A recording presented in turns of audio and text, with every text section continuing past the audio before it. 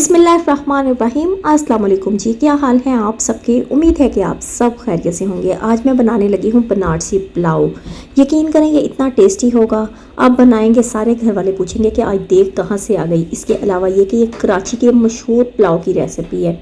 बिस्मिल्लाह करते हैं, रेसिपी की तरफ आते हैं। 1 कप मैंने ले लिया है कुकिंग ऑयल, 2 तेज़पात ऐड करेंगे, 5 से 6 लौंग ऐड करेंगे, 2 मैंने दालचीनी के टुकड़े लिए हैं, 2 बादियान के फूल लिए हैं, 2 बड़ी इलायचियाँ ली हैं, 1 टीस्पून हम इसमें साबुत काली मिर्च ऐड करेंगे, थोड़ी सी जायफल और जवित्री भी हम इसमें ऐड कर देंगे, 1 टीस्पून हम इसमें ज़ीरा ऐड करेंगे। सबसे पहले हमने ये जो खुश्क और खड़ा मसाला लिया है इसे हमने हल्का सा रोस्ट करना है, इससे बहुत अच्छी खुशबू हमारे पुलाव में आएगी। हल्का सा मैंने फ्राई कर लिया। अब इसके बाद इसमें डाल देंगे 1 मीडियम साइज़ का प्याज को हम फ्राई करेंगे। जस्ट इतना फ्राई करना है कि हमारा प्याज हल्का सा सॉफ्ट हो जाए। प्याज़ों का हमने डार्क कलर नहीं करना है वरना हमारे चावलों का कलर ख़राब हो जाएगा। अच्छा जनाब, अब मैं इसमें डाल दूंगी 1 टेबलस्पून अदरक लहसुन का पेस्ट। अदरक लहसुन का पेस्ट जो है कम से कम हमने 3 मिनट तक तो अदरक लहसुन की हमने भुनाई लाजमी करनी है। अच्छा जी, अदरक लहसुन इसमें ऐड हो गया। 3 से 4 मिनट के बाद मैंने जनाब इसमें मज़ीद ऐड कर देना है। चम्मच मुसलसल हिलाते जाएंगे। इसमें मैं ऐड कर रही हूँ 3 मीडियम साइज़ के टमाटरों की मैंने बारीक कटिंग की है। टमाटरों की हमने इसमें अच्छे से भुनाई कर देनी है। मतलब जब हमें लगे कि हल्के हल्के हमारे टमाटर सॉफ्ट हो चुके हैं, हम इसमें डाल देंगे 2 टेबलस्पून चिली फ्लेक्स, 1 टेबलस्पून नमक ऐड करेंगे, हाफ टी स्पून हम इसमें सुरख मिर्च ऐड करेंगे, थोड़ी सी हल्दी ऐड कर देंगे और हाफ टी स्पून ही हम इसमें पिसा सूखा धनिया ऐड कर देंगे। और मैंने 2 से 3 आलू लिए थे, इनकी मैंने कटिंग की हुई है, आलू इसमें ऐड कर देंगे। आलूओं की हमने 2 से 3 मिनट तक भुनाई करेंगे। इसके बाद हम इसमें हाफ कप पानी ऐड करेंगे और आलूओं को हमने पकने के लिए छोड़ देना है। बेसिकली अभी टमाटर जो है वो भी खड़े खड़े हैं, वो भी सॉफ्ट हो जाएंगे, उनका भी जूस आ जाएगा। ये देखें तकरीबन 5 से 6 मिनट के बाद मैंने इसका ढक्कन उठाया। आलू काफ़ी हद तक पक चुके हैं, मतलब ये कि आप कह रहे हैं कच्चे हैं लेकिन 25% हमारे आलू जो है इस टाइम पर पक चुके हैं।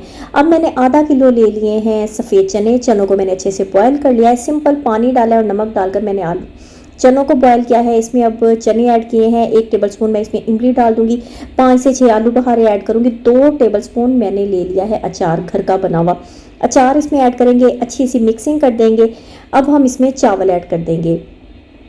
चावल हमने इसमें ऐड किए हैं, साथ ही ये जो चनों की यखनी थी वो भी मैंने इसमें ऐड कर दिया। इतना तकरीबन हमने पानी इन चावलों से ऊंचा रखना है।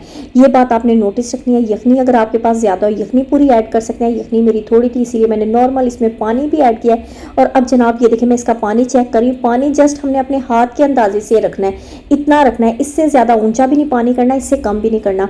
पानी मैंने इसमें मुनासिब सा ऐड कर दिया। अब हम इसका इस टाइम पर नमक चेक करेंगे। मुझे नमक कम लगा था, मैंने मज़ीद 1 टेबलस्पून भरकर इसमें नमक ऐड कर दिया है। चूल्हे की आग को फुल तेज़ कर देंगे और चावलों का जो पानी है इसके बॉयल होने का हम वेट करेंगे। ये देखें इस टाइम पर तकरीबन हमारे जो चावल हैं तेज़ आग पर पक रहे हैं। जैसे ही तेज़ आग पर पकना स्टार्ट होता है फ़ौरन से चावलों का जो पानी होता है वो खुश्क होना स्टार्ट हो जाएगा। जब आपको लगे कि आपके चावल बस गीले गीले रह गए हैं, मैंने इसमें सब्ज़ मिर्च और पुदीना ऐड कर दिया, थोड़ा सा मैंने इसमें येलो फूड कलर ऐड कर दिया।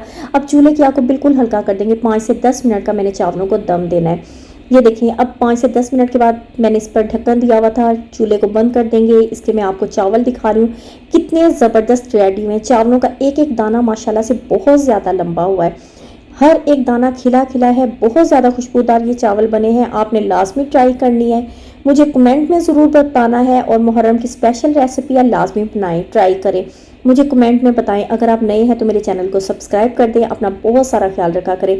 ऐसी रेसिपीज़ को अपने फैमिली फ्रेंड्स के साथ भी शेयर किया करें ताकि वो भी इस चीज़ से फ़ायदा उठाएं। इसके साथ ही आप मुझे इजाज़त दें। अपनी दुआओं में याद रखिएगा। अल्लाह हाफिज़।